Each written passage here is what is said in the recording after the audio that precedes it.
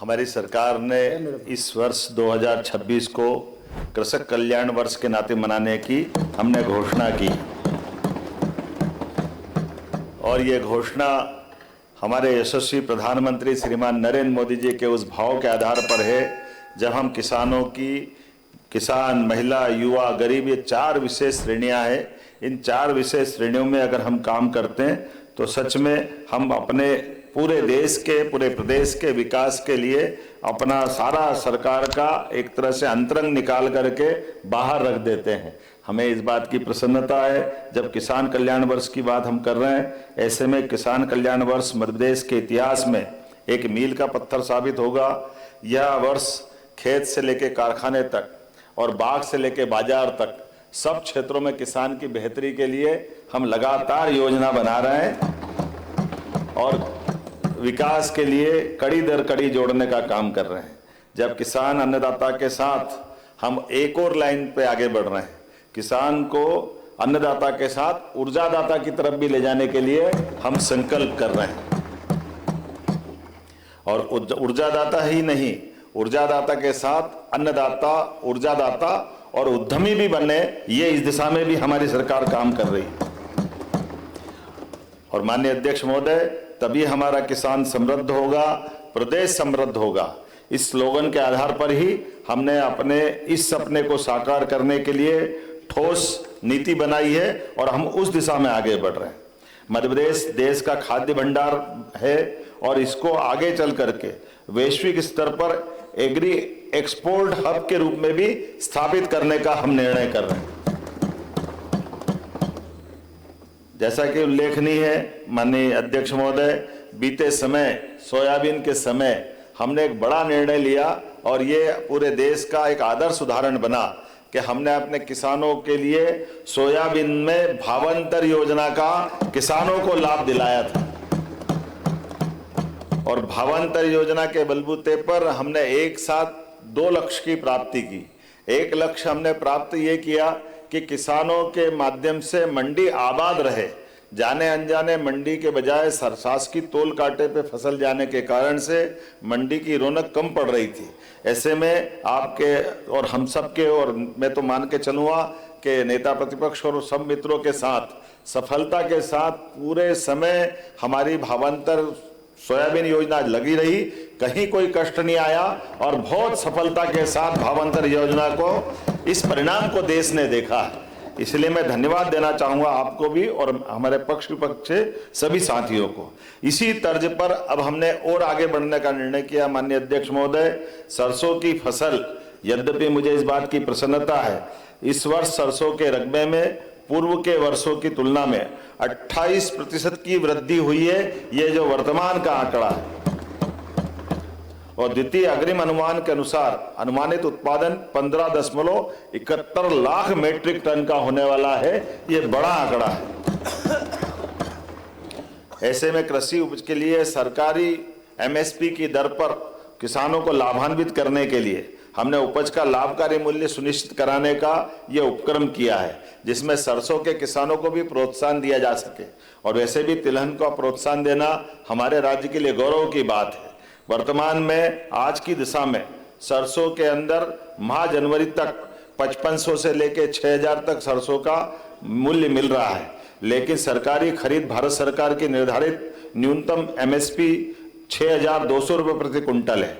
ऐसे में इस तारतम्य में सरसों का उपार्जन भारत सरकार की भावांतर योजना के नियत प्रावधानों के अनुसार, पात्रता के अनुसार कृषकों को हमने उपज का उचित मूल्य दिए जाने की दृष्टि से एक बड़ा निर्णय किया है, जिसके आधार पर हमने भारत सरकार को ये प्रस्ताव प्रेषित किया है।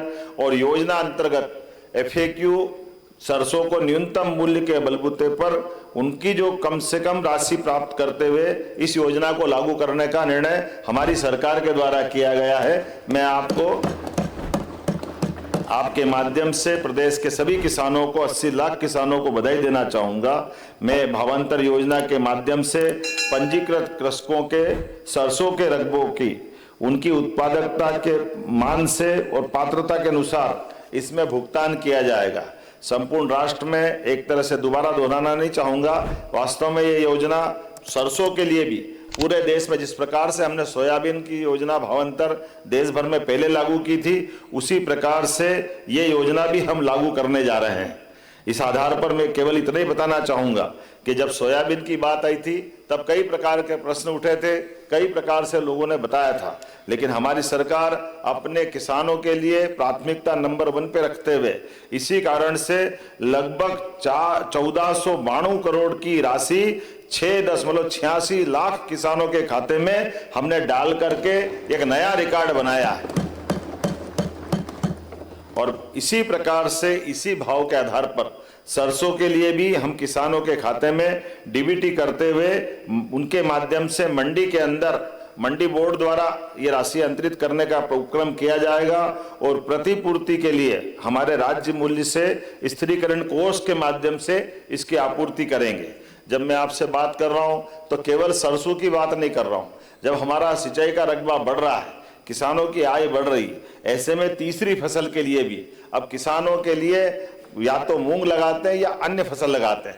हमने ये कहा कि अपनी फसल को और बढ़ाते हुए मूंग के साथ अगर मूंग के बजाय वो उड़द लगाते हैं तो इसलिए इसमें प्रोत्साहन की राशि देना चाहिए। मुझे इस बात की प्रसन्नता है, इस मामले में भी मूंग के बजाय उड़द पे बोनस देने वाला मध्य प्रदेश पहला राज्य होगा। मुझे इस बात की प्रसन्नता है।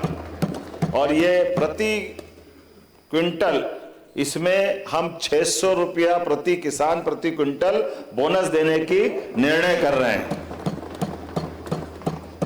और यह निर्णय माननीय अध्यक्ष जी आपके माध्यम से हमारे राज्य की प्रगति के साथ साथ दलहनी फसलों के संतुलित उत्पादन, किसानों की आय में वृद्धि कराते हुए और फसल विविधीकरण को बढ़ावा देने के, और इसी के साथ जैसे मैंने कहा कि मूंग के बजाय हमारे खेतों में जब बिजली मिल रही, पानी मिल रही, किसान मेहनत करना जानते हैं और मेहनत करना चाहते भी हैं, ऐसे में हमको उनका प्रोत्साहन देने का ये उपक्रम बनाना चाहिए।